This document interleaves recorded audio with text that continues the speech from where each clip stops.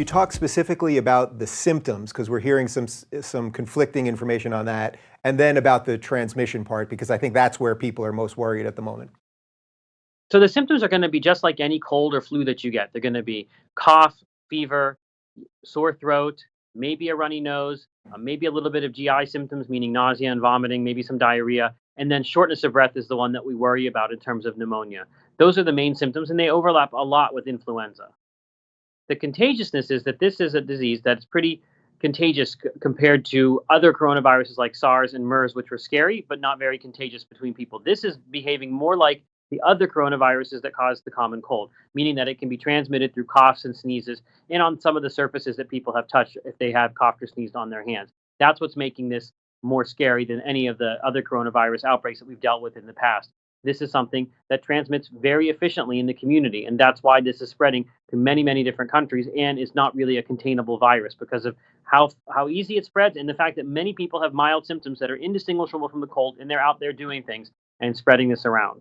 So is that really the number one problem, that there are probably many people that have this right now and they simply don't know, so then they're going to the supermarket, put their hand on, right by the cash register or something, or payment processor, and then next thing you know, they're transmitting it?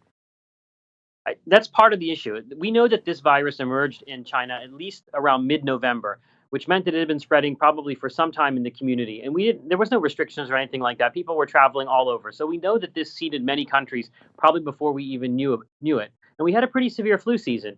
And because the symptoms are indistinguishable and most people have mild cases, they were probably mixed in and not even diagnosed. And there likely are many undiagnosed chains of transmission in the United States that are starting to pop up now, like we saw in Washington State, for example. And that's the issue, is that we didn't know who had this disease, so we couldn't tell them you need to isolate yourself and protect yourself from infecting others.